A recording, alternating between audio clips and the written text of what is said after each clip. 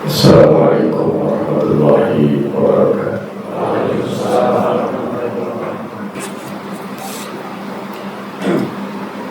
Alhamdulillah. Alhamdulillahilladzi ja'ala lisana as-salahi bi nutqi taballuji wa sarraha qita'an laylil muslimi bi ghayaibi talajuji wa atqana sul'al falaki rawahi fi maqadiri tabarruji wa syasha'a fiha as-samsi bi nuri tahajjuji. Asyhadu an la ilaha illallah wahdahu la syarika lah malikul mulki wa kursi wa asyhadu anna sayyidana Muhammadan abduhu wa rasuluhu imamu anbiya'ihi wa sayyidu rusulihi. Allahumma fassalli wa sallim ala sayyidina wa habibina wa syafi'ina wa maulana Muhammad wa ala alihi wa sahbihi. Faqala subhanahu wa ta'ala ayatan fil kitabih. Bismillahirrahmanirrahim. Wa laqad ra'ahu nazlatan ukhra inda sidratil muntaha.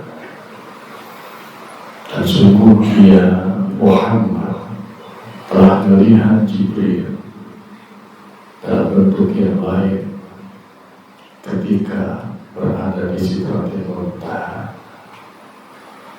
Shadaqallahu azim. Fa ya ma'asyara jamaah usikum wa nafsi bi taqwallahi wa fasalu taqwa. Sidang Jumat rahimahullah. Dalam teori black holes, Pierce mengatakan paling maksimal ilmuwan mengetahui misteri alam raya itu hanya 3%, dan yang lainnya tetap menjadi misteri. Newton pernah menyatakan bahwa temuan-temuan terkait dengan astronomi, astrofisika, dan ilmu eksakta lainnya tidak lain dan tidak bukan hanyalah merupakan kumpulan dari kesimpulan-kesimpulan sementara yang bersifat rata-rata, the summary statistical average. Melalui peristiwa Isra Mi'raj, maka terbukalah berbagai informasi tentang alam semesta, dan yang memberikan informasi itu adalah Al-Qur'anul Karim. Ketika kita menelaah peristiwa ini yang ada di dalam surah Isra, maka tidak boleh kita lupakan dua surah lain yang merupakan surah-surah yang boleh disebut tiga surah yang saling terkait, yaitu An-Nahl, Al-Isra, dan Al-Kahfi. An-Nahl berbicara tentang hal-hal yang bersifat materialistik. Al-Kahfi bicara hal-hal yang sangat metafisik, karena malah mungkin dalam pandangan akal kita seorang tidur berkepanjangan 310 tahun dan kemudian hidup kembali dengan berbagai periode yang telah dilewati. Bagaimana mungkin sebuah gua yang sudah tertutup dengan batu yang sangat besar dan berat itu bisa perlahan-lahan terbuka melalui doa? Dan memang pemahaman keyakinan Isra Mi'raj itu memerlukan tauhid kita, keyakinan yang tidak hanya bersifat materialistik tapi juga yang bersifat holistik. Semakin kita mendalaminya, maka kita akan semakin meyakini kekuasaan Allah. Kita akan semakin meyakini kebenaran autentifikasi dari ayat-ayat Al-Quran. Untuk itu dalam khutbah singkat ini saya mengajak kita bukan mendalami Isra Mi'raj, tapi kita kembali lebih dekat, lebih jauh kita berenang dalam samudra kebenaran dan keagungan Al-Quran. Al-Quranul Karim, kitab suci yang memiliki paling tidak 5 kriteria yang tidak dimiliki oleh kitab manapun. Karya siapa? Apalagi karya manusia. Karena Al-Quran itu yang pertama ia bersifat robbani.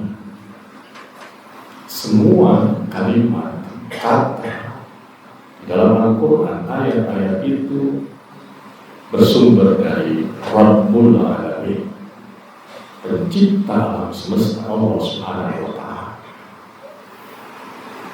Dan penegasan ini begitu banyak dalam ayat-ayat Al-Quran.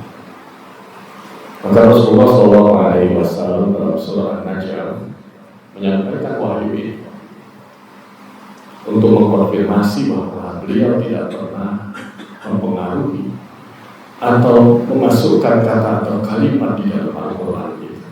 Wa ma yantiqu 'anil hawa in huwa illa wahyu yuha. Dan tidaklah Muhammad itu dia menyampaikan wahyu Allah dengan persepsi, dengan pandangan atau pendapatnya, tapi semua itu berdasarkan wahyu yang diterimanya. Memang Allah Subhanahu wa Ta'ala dalam surah Al-Hijr ayat 9 sudah menjanjikan kitab suci ini akan dijaga sampai kapan. Inna nahnu nazzalna dzikra wa inna lahu lahafizun. Inilah Al-Quran. Karena firman dari Allah yang maha sempurna, maka isi Al-Quran sempurna. Karena Allah Subhanahu wa Ta'ala Tuhan yang maha mengetahui lagi maha benar, maka Al-Quran pasti seluruh isinya benar. Silakan coba-coba siapapun mencari mengkritik Al-Quran, maka insya Allah lambat laun justru ia akan mengagumi isi Al-Quran. Sebagaimana begitu banyak cendekia ilmuwan dunia dan kemudian mereka berbondong-bondong menjadi muslim, walaupun sebagian mereka pada awalnya mencoba-coba untuk mencari kelemahan firman-firman Allah di dalam Al-Quran. Yang kedua, Al-Quran ini adalah satu-satunya kitab yang bersifat alamiah. Semua ajarannya, semua diktumnya itu bersifat universal. Seluruh ajaran Al-Quran bersifat universal. Perintahnya, larangannya bersifat universal. Tidak lokalistik, tidak domestik. Bahkan ia bisa berkesesuaian dengan zaman manapun. Maka Al-Quran lebih banyak memang mengajarkan hal-hal yang bersifat normatif, universal, sehingga ia bisa berlaku kapan saja dan di mana saja. Ini berbeda dengan kebanyakan buku-buku yang kita baca, yang mungkin juga ditulis oleh para sejarawan, yang itu hanya berlaku pada masa tertentu, periode tertentu, dan mungkin tidak lagi update untuk masa-masa yang akan datang. Karena memang Rasulullah diutus sebagaimana surah Al-Anbiya ayat 107, rahmatan lil alamin. Jika Al-Quran memerintahkan berbuat adil, maka perintah itu universal. Jika Al-Quran melarang manusia untuk membunuh manusia yang lain, itu bersifat universal. Ketika Al-Quran melarang manusia tidak meminum khamar, maka itu pun universal. Dan banyak sekali ayat-ayat saya yakin kita semua telah pelajari, termasuk juga larangan-larangan dari Allah Subhanahu wa Ta'ala bersifat universal. Tidak ada barrier, ya, negara, wilayah, bangsa, warna kulit, bahasa, karena memang inilah kitab yang sangat sempurna. Yang ketiga, Al-Quran itu bersifat syumuliyah, lengkap. Dia tidak hanya berbicara tentang aspek-aspek ketuhanan, tapi juga aspek-aspek kemanusiaan. Tidak hanya tentang berita bumi, tapi juga berita langit.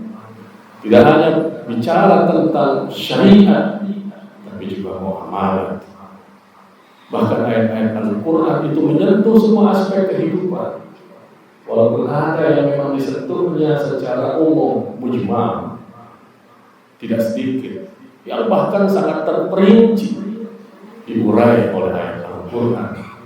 Misalnya tentang persentase hukum waris, misalnya tentang transaksi hutang piutang yang tidak cash and carry, disebutkan Al-Quran dengan sangat detail. Inilah satu-satunya kitab yang seperti itu. Ma faradna fi hadzal kitab min syai'. Memang tidak ada sesuatu yang kami tinggalkan dari kitab itu, karena ia merupakan petunjuk bagi semesta. Maka ketika seorang mencari petunjuk untuk disiplin ilmu apa saja, pasti Al-Quran memberikan jawaban.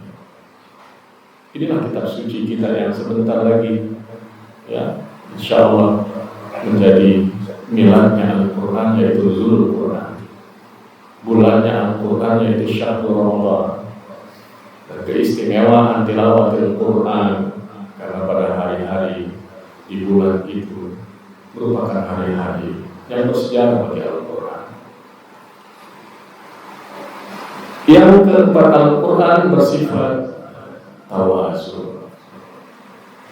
Isi Al-Quran itu mengajarkan equilibrium, keseimbangan.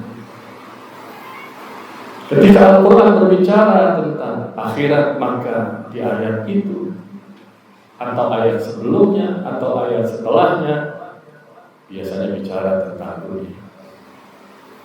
Ketika Al-Quran berbicara tentang pentingnya zikir, pentingnya beribadah, maka Al-Quran juga mengingatkan pentingnya kehidupan dunia. Ketika Al-Quran memerintahkan kita untuk segera ketika azan Jumat dikumandangkan untuk nudiya lis-sholati min yaumil Jum'ah fas'au ila dzikrillah, tapi Al-Quran juga meminta setelah itu jangan kalian berleha-leha, fantasyiru fil ardh, lanjutkan usaha kalian, bertebaranlah di muka bumi untuk mencari karunia dan kelebihan dari Allah Subhanahu wa Ta'ala. Atas keseimbangan ini yang menarik, Allah menantang lewat Al-Quran dalam surah Al-Jum'ah atau surah yang lain, Al-Mulk ayat 3 misalnya. Sampai-sampai Al-Quran mengatakan, coba engkau teliti lagi, apakah ada di antara ciptaan Allah ini yang tidak seimbang? Dan keseimbangan ini juga kita bisa lihat di dalam sistematika Al-Quran itu sendiri. Ada sebuah catatan kecil, silakan kita cek masing-masing. Profesor Dr. Syekh Muhammad Fuad Al-Bahti dalam kitabnya Al-Mu'jam Al-Mufahras di Al-Fazil Quran, kurang lebih 7 tahun beliau melakukan tabulasi terhadap kata per kata Al-Quran. Yang menakjubkan dia dapati bahwa ternyata isi kata per kata Al-Quran itu sangat serasi. Bahkan beliau mengatakan sangat rasional. Apa di antara catatan beliau? Ketika beliau memilih kata yaum atau hari yang lafaznya mufrad, singular, maka jumlah kata hari di Al-Quran beliau menghitung tidak lebih, tidak kurang dari 365 kali disebutkan di Al-Quran, yang artinya itu jumlah hari dalam setahun. Ketika beliau memilih kata syahrul, bulan, mulai dari lembar pertama Al-Fatihah sampai kemudian An-Nas, dia menghitung kata bulan disebut 12 kali. Ketika dia memilih kata-kata pura untuk hari, yaumaini, ayyam, ternyata jumlahnya bulan hari itu 30 kali disebut Al-Quran. Mana mungkin sebuah buku punya sistematika tulisan yang seperti ini? Silakan Anda cari kata hayat, hidup. Ada kemudian cari lawanannya, maut, mati. Ternyata jumlah kata antonim ini sama disebut Al-Quran. Jumlahnya sama-sama 145 kali.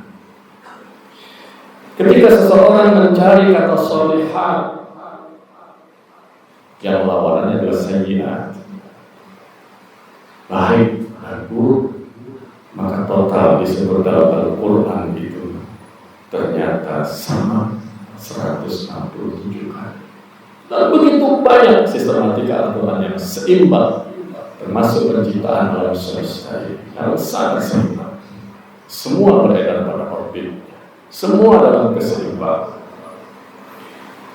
Yang keempat, Al-Quran bersifat, yang kelima, Al-Quran bersifat tajaddud wa tatawwur, siap diuji dan up to date.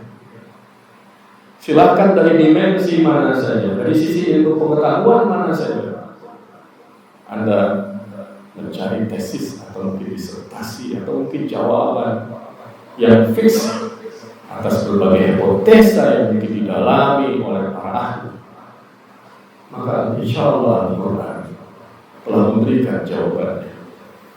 Ketika di abad ke-17 Galileo dibakar hidup-hidup di Eropa Timur karena pendapat beliau bahwa yang mengitari matahari itu bumi. Dia keluarkan teori heliosentris, bukan matahari yang mengelilingi bumi sebagaimana keyakinan masyarakat dunia pada masa itu. Tapi pada abad kelima sebetulnya sudah disebutkan Al-Quran dalam surah Yasin ayat 38. Wasyamsu tajri li mustaqarrin laha. Matahari itu berputar tetap pada poros. Artinya 9 planet yang mengelilingi matahari, Merkurius, Venus, Mars sampai Pluto itulah yang memutari matahari. Matahari sebagai pusat tata surya kecil di kolom langit yang pertama ini. Dan banyak sekali informasi-informasi menakjubkan ketika Rasulullah Mi'raj, beliau melihat gugusan galaksi-galaksi, lempengan-lempengan galaksi di langit pertama, kedua, ketiga, sampai ketujuh. Dan bumi ini ternyata adalah sebuah planet yang sangat kecil. Yang kita anggap bumi ini tempat kita hidup merupakan planet yang paling besar.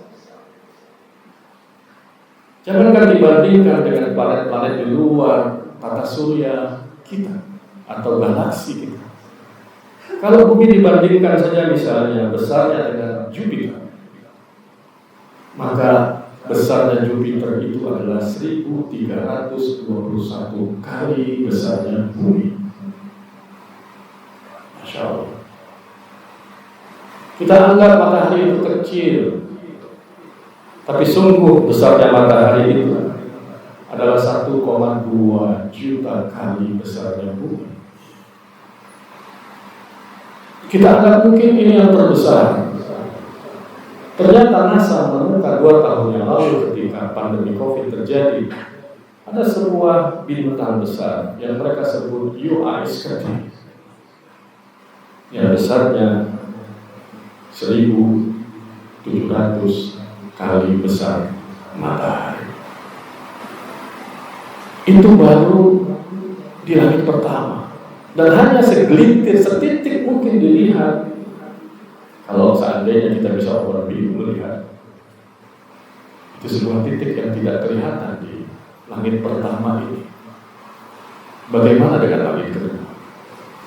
Bagaimana dengan langit ketiga? Bagaimana kemudian dengan langit ketujuh? Bagaimana dengan arasy-Nya Allah? Bagaimana dengan Sidratul Muntaha? Bagaimana dengan kursi? Inilah pentingnya kita mengingat bulan peristiwa Isra dan Mi'raj. Linuriyahu min ayatina. Allah memberikan sedikit saja informasi tentang tanda-tanda kekuasaannya. Untuk itu sedang rahimahumullah, mari kita membangun tauhid yang lebih kuat, ma'rifatullah yang lebih kuat. Karena bulan Rajab ini adalah bulan menanam, terutama yang kita tanam adalah akidah. Syekh Muhammad Abu Bakar Al-Balkhi mengatakan, Syahrul Rajab, Syahrul Zara'i.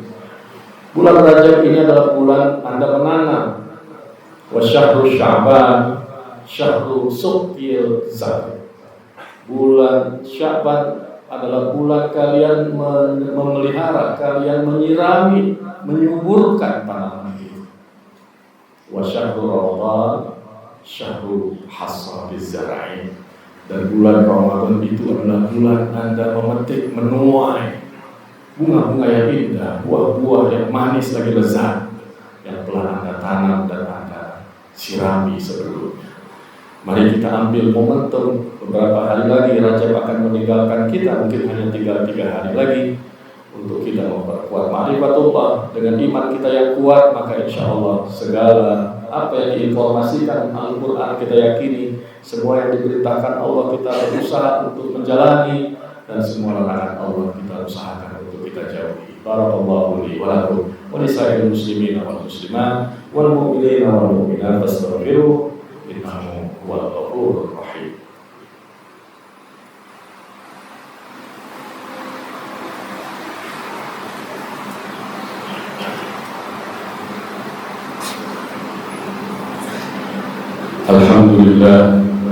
Alhamdulillah rabbil alamin, wa bihi nasta'inu ala umuri dunya waddin.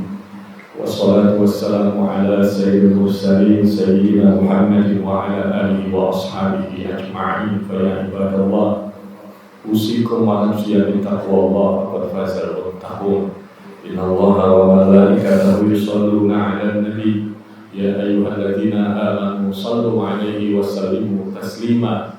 Allahumma ighfir lil muslimina wal muslimat wal mu'minina wal mu'minat al ahya'i minhum wal amwat, innaka sami'un qaribun mujibud da'awat fa ya qadiyal hajat. Jemaah, bulan Rajab adalah bulan yang agung, masuk 1 dari 4 Ashhurul Hurum. Maka di penghujung Rajab ini, di hari Jumat yang mulia, mari kita bersama tundukkan wajah kita di hadapan kebesaran Allah, hadapkan jiwa kita yang kotor ini di hadapan kesucian Allah.